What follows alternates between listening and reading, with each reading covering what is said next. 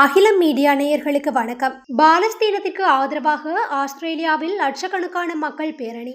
இஸ்ரேலுக்கு எதிர்ப்பு. பாலஸ்தீனம் மீது இஸ்ரேல் நடத்தி வரும் போரை சர்வதேச அளவில் பல நாடுகளும் கடித்து வருகின்றன.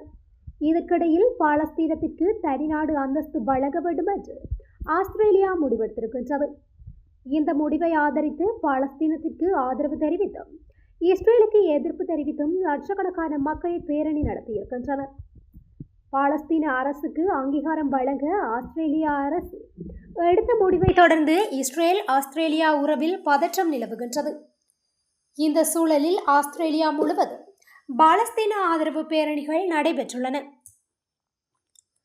பாலஸ்தீன ஆதரடி குழுவின் தகவலின்படி ஆஸ்திரேலியா முழுவதும் ஞாயிற்றுக்கிழமை அன்று 40க்கும் மேற்பட்ட நகரங்களில் பேரணிகள் நடந்தன.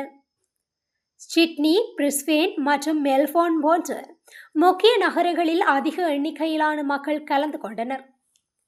பிரிஸ்பேனில் சுமார் 50,000 பேர் பங்கேற்றதாக அமைப்பாளர்கள் கூறினாலும் காவல்துறையினர் சுமார் 10,000 பேர் மட்டுமே கலந்து கொண்டதாக மதிப்பிட்டனர். சிட்னி மற்றும் மெல்போர்னில் கூடிய கூட்டத்தின் எண்ணிக்கையை காவல்துறை வெளியிடவில்லை.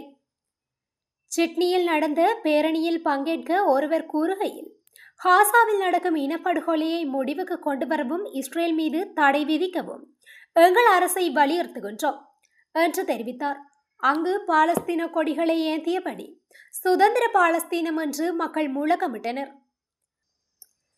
ஆஸ்திரேலிய ஜூதர்களின் கூட்டமைப்பான ஆஸ்திரேலிய ஜூத கவுன்சிலின் தலைமை செயல் அதிகாரி அலெக்ஸ் ரிப்ஸின் ஸ்கை நியூஸ் தொலைக்காட்சிக்கு அளித்த பேட்டியில், இந்த பேரணிகள் பாதுகாப்பற்ற சூழலை உருவாக்குகின்றன, இவை நடைபெறக்கூடாதென்று கூறினார்.